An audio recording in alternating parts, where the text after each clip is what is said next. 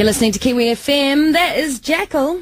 Track number 4, Don't. No, wait, that's track number 5. It's The Gift. I've got the guys in the studio. How are you guys? Good, thanks. It's nice to have you up. We've got Will, Theo, Alec and Hayden in the studio.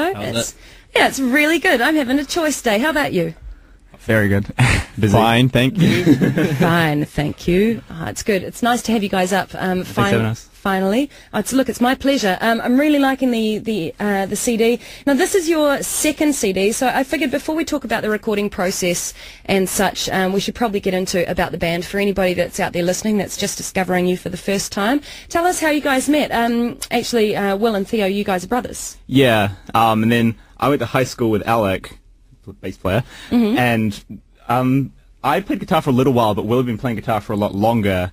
And then Alec just came over and started jamming with Will a bit, and then they just kind of said, "Oh, Theo, do you want to come and play guitar a little bit with us?" And I said, "Okay." And then we was just, before you knew it, we were a band. I'd never played drums before. Yeah, Will was on drums at the time. And I guess the thing that we were trying to go for is more of a Dinosaur Jr. type thing.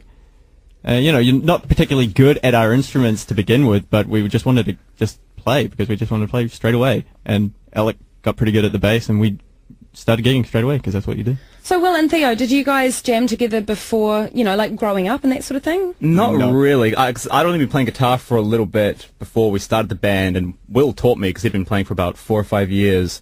So we'd sort of jam like that, and he just taught me some Nirvana tunes and stuff like that, and then we just started playing them with Alec, and before you knew it, you know, we're out there. It was quite funny, actually, because, like, when we started playing, we'd all only been playing, like, Will and I had both played guitar for about 5 years, but we'd only been... 3 years.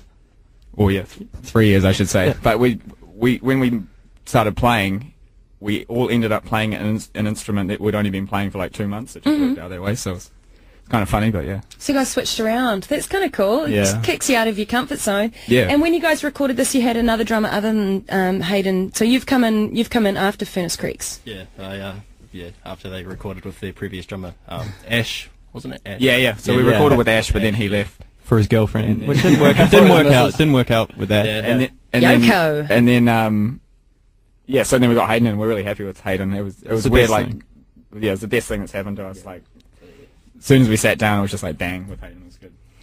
Cheers. happy to be loved. Okay, I'm going to play Don't, and we'll get into talking about the recording process when we come back. So cool.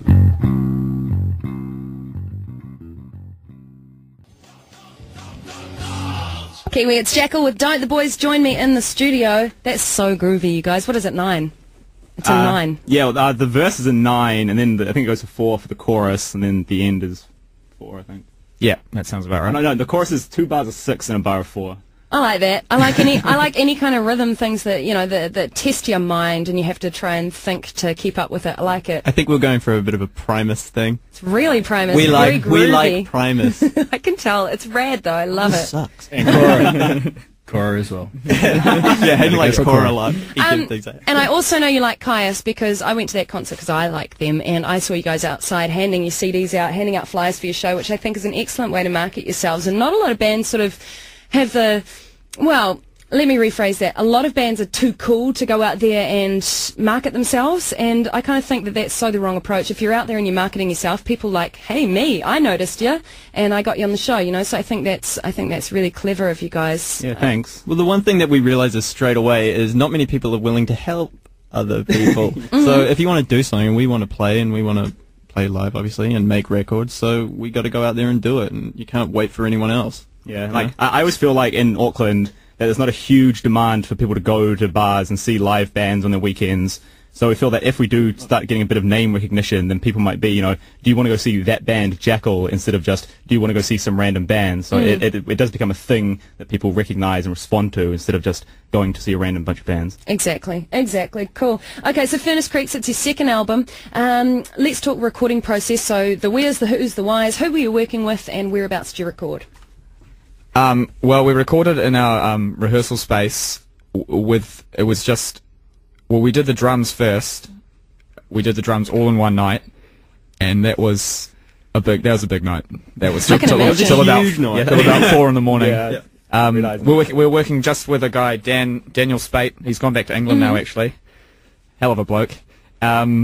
Yeah, so we did it all with him. We did the drums in one night, and then we did Bass. I think we did a bit of bass that night as well, just backing tracks and stuff. Some of that got used in the final mixes and stuff, and then just sort of guitars over the next sort of, I think, 3-4.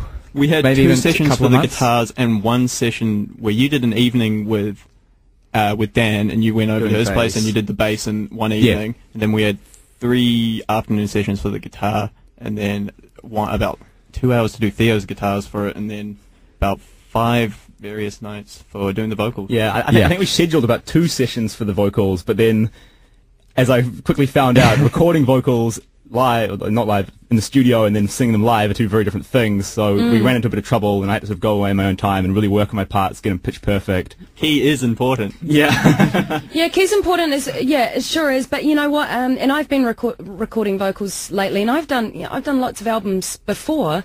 But it's funny because as a live performer and the recording artist, you know, they're completely different, Yeah. and you don't sing on a record how you sing live. You No, just definitely. It was really eye-opening, but it was a challenge, but it was an enjoyable challenge. And in the end, I was really happy with the result we got, especially on some of the softer songs. Because Theo, you do sort of do that high energy performance live, and I think when we were doing the recording in the studio, you know, just sort of cutting it up, and Alec doing the harmonies and everything like that, it was, you know, quite a big job.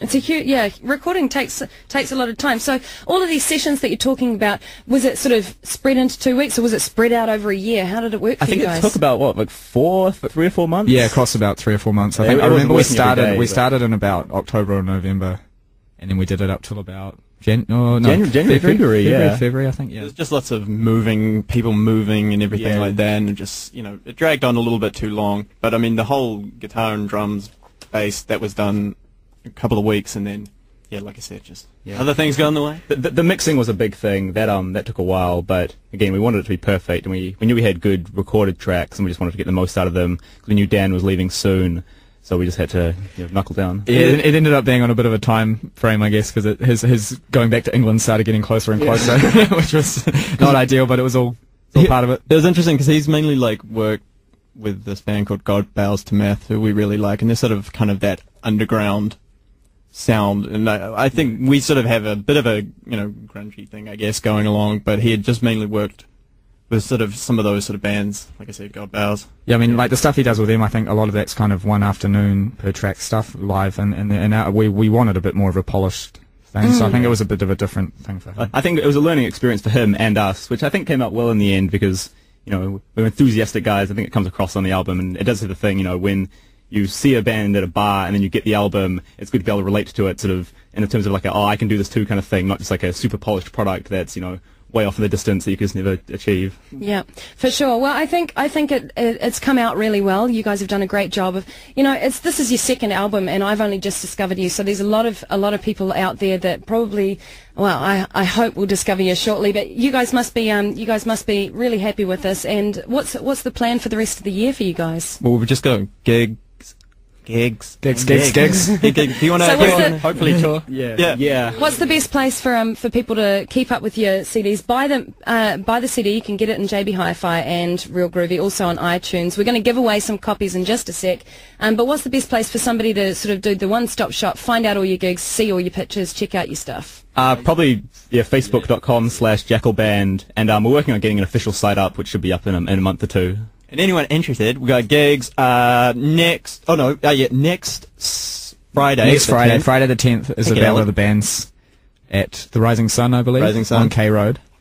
And Then the we following have, Thursday. Thursday the 16th of June at the King's Arms, and then Saturday the 25th at the Rising Sun, and then the 7th of July. 7th of July, we're doing a stripped back, slightly acoustic show, which we've done quite a few acoustic shows before, which we really like doing. Very cool. Mix it up. Very cool. Hey, thank you guys so much for coming in. I'm going to play the band's collective. Well, 2 out of 4 guys picked this one. We'll let them have an arm wrestle and punch it out later. But this is White on Grey, track number 2. We've got a few copies to give away. If you'd like to win the CD, call us now, 0508 00 Kiwi. Thanks, guys. Thanks for having us. Thank you.